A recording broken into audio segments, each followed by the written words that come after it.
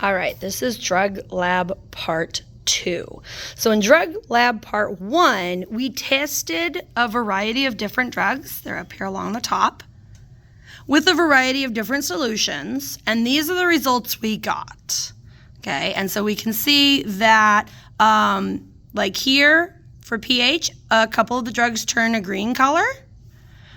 For Benedict's, they all are a blue color, but we can see that this one's kind of more of a glossy blue, whereas this one's more of a chunky, maybe sand blue. And so what we would generally do in a toxicology lab is we would go ahead and test a variety of different ways, and we would use all of this evidence to prove that the drug is the drug that we think it is, okay? So what you're going to do for Drug Lab Part 2 is you are given a random drug. Okay, see it in there. And the front of the well plate is numbered. So this is drug number 1. So I have the key that says what drug number 1 is. And what we're going to do is we're going to test it with our solutions, just like we did with Part 1. And we're going to compare what we get here with what we got here. And in a perfect world, we should be able to make an argument then about which drug is drug number 1 here. So we're going to start with our pH solution. We're going to put a couple drops here. And then just like we did yesterday, we're going to give it a stir. Come on, camera focus. There we go. Can give it a bit of a stir. All right. And so if we look, it's kind of a chunky green color, kind of a forest green. So then we would want to look up here and see if we can make a match, which I'm feeling pretty confident it looks like that one. But as we know in forensics, you need more than just one piece of evidence. So we're going to go ahead and test it with our Benedict solution. Drops. And then same thing as before, we give it a stir.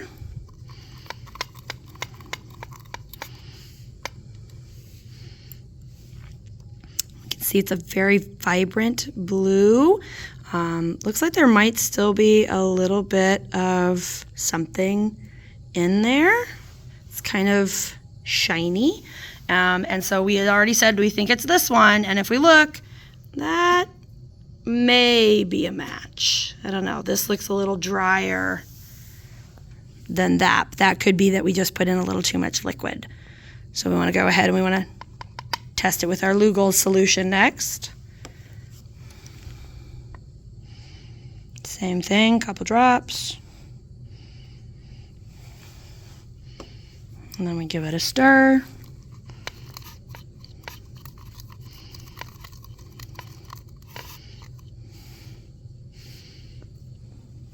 Okay, it's a pretty awesome orange color. Looks like there are still little crystal bits in there. So same thing, we want to look at what we have here. That does look orange. It's hard to tell if there are crystal bits from the picture though, but I feel pretty confident that we're getting some good evidence pointing in this direction. And then our final well plate is going to be our acetic acid. Oops. There we go.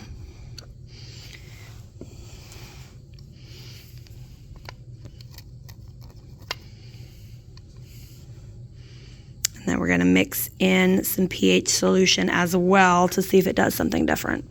Oh, that's fun. Oh, that's a very red color.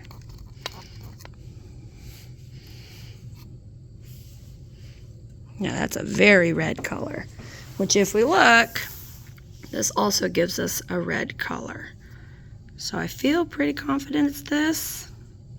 I don't know. An argument can maybe be made that it's this, because that is green and that is red. But then we want to look at what we have,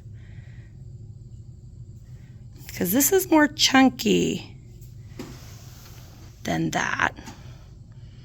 So that's why I'm thinking it's more that. though that is very vibrant, which does seem to look more like that. That's a much darker color though, which this is not dark. No, I feel like it's not heroin. I feel like this is PCP. I feel like our evidence does point towards this column here. So then for our data chart, we'd want to explain the results that we got. And as always, be as descriptive as possible about what the color looks like, what's the texture, did they bubble at all, which I did not see any bubbles.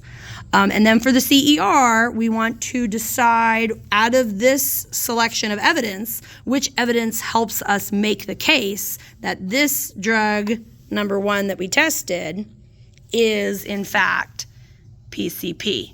So the way this works is you want to use what happened in lab number 2, this stuff, as your evidence, and what happened in lab number 1, this stuff, as your reasoning.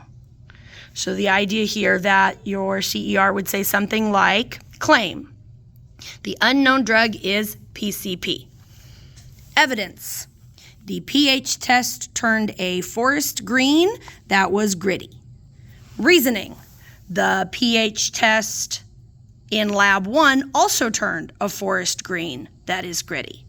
So on and so forth. Make sure you have 3 pieces of evidence, 3 pieces of reasoning, and do tie it up with a closing argument at the end. I think that's everything we need to discuss. Good luck. Oh, bye.